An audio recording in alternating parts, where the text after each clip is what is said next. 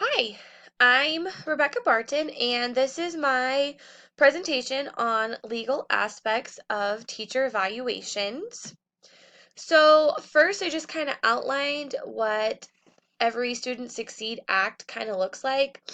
So, it ended the federal government's involvement in influencing teacher evaluation systems across the nation.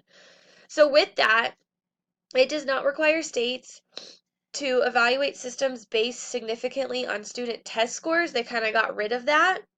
But then states must redesign and resubmit their new evaluation system to the Department of Education. Some of the key provisions that came with that act were it required the state to develop their own goals. It also required the state to take a broad range of factors to gauge student performance, not just test scores. And then evaluations may be based in part by student growth and shall include multiple measures of educator performance. So the second one was teacher evaluations head to the court. So the new methods have been established, and many of these new methods were leading to litigation. The American Federation of Teachers and National Education Association had been filing lawsuits. The lawsuits were ending up in federal and state courts. Some of the lawsuits were challenging on how the systems were put into place. Some states are contesting evaluating teachers on student test scores, and others were filing lawsuits because of tenure. Some of those court cases I just outlined in the next couple slides. So there was one that happened in Florida in 2013, and basically it was about unfair judging due to school-wide growth formula. And the federal judge ruled that one for the state. Another one happened in Louisiana in 2012. A 2012 law tying teacher evaluation to tenure and pay scale violated a constitutional provision. So the judge initially let the teacher provision stand, but then in 2013 ended up striking down that law. A couple other court cases were in Nevada in 2015. So, a 2011 law allowed districts to fire a tenured teacher with 2 consecutive annual ineffective evaluation ratings without due process hearing. They sued the federal court, saying that teachers tenured with the state have contractual rights in contract. You can only be fired for cause following a hearing. That case was still in progress, or I guess is still in progress.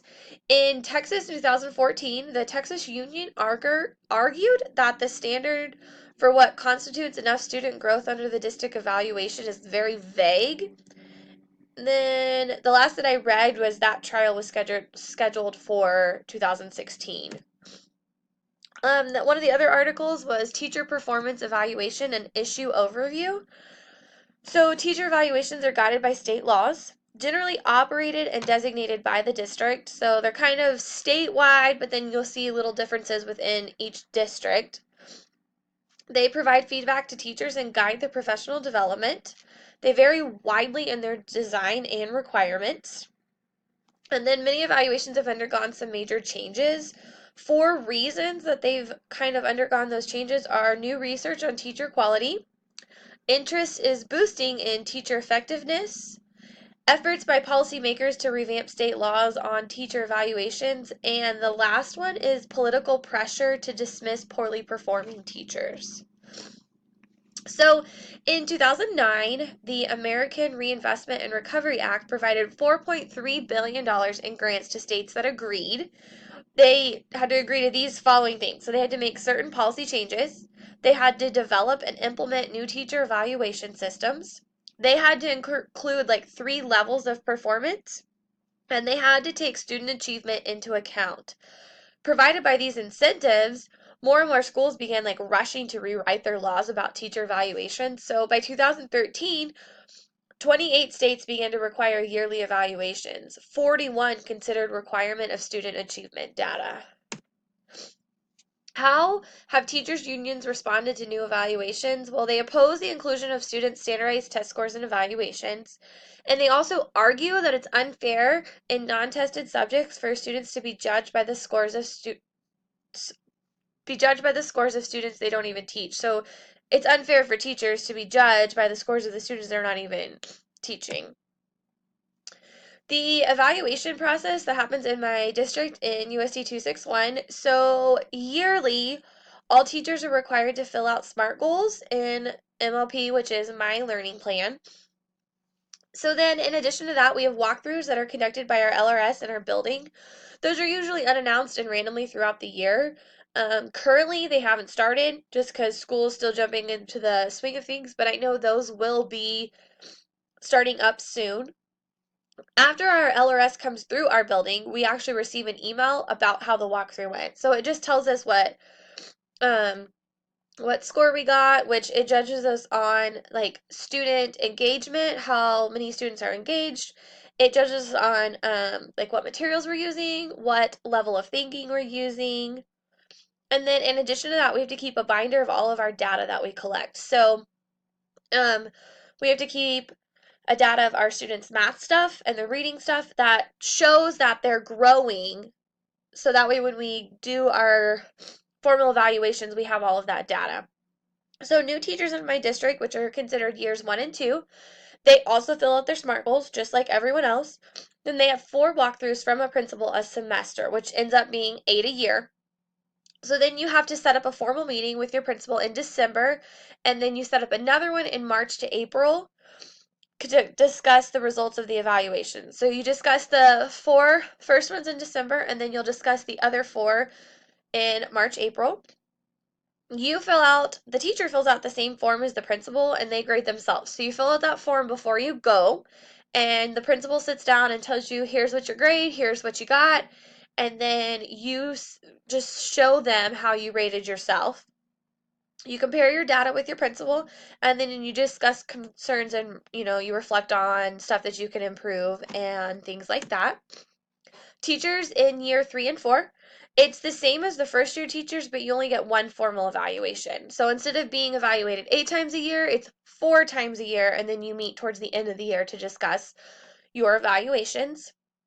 All the other teachers are on a 3-year rotation. So after your first 4 years and you do all of those formal evaluations, then you start getting evaluated every 3 years at the formal step. But you can always have walkthroughs, like the principal can come and do a walkthrough whenever he feels like it. Teacher recourse. So if they received an exemplary or an unsatisfactory, then there must be written documentation as to why the teacher received that mark. So if the principal gives, those are the 2 lowest scores. If you receive that, they have to have written documentation as to why you got that. There has to be a plan of assistance that's set up after you have that, and the principal has to tell you all of their concerns. If the teacher disagrees with the evaluation, they may respond in writing to the disagreement. They have like up to 10 days after the evaluation to do that. And then you may request a conference with the superintendent. If a teacher is unjustly let go, if you're a member of the union, then you've got some extra steps you can do because you've got the union on your side to help you take care of that. You can definitely file a meeting with the board. The board must state reasons for not renewing the teacher's contract, and then both the board and the teacher may come with a representative. So the case that I found was an Ann Arbor high school teacher sues the district after she was put on leave. So this math teacher, she was a high school math teacher, she was put on leave in December. She was called by the district shortly after that to take a medical evaluation that had to be provided by a psychologist. The district said that this evaluation was necessary because it was concerns regarding her job performance. The teacher filed a restraining order against the HR person and then also filed a lawsuit against the school. The district withheld the medical evaluation and they did not end up rescheduling one after the teacher filed the restraining order in the lawsuit. The lawsuit still stands, but the teacher ended up dropping the restraining order. They said the teacher can return to the district if she takes the test, and they justified it saying that they were requiring the test because of complaints from parents about their students' performance in that teacher's class. And I guess there was some comments made in that class about homosexual marriage being wrong. The court results, it said the case is still pending. The teacher is still seeking trial by jury. She wants judgment for lost wages, unspecified amount of damages, and district to cover all of the legal fees that goes into place with that.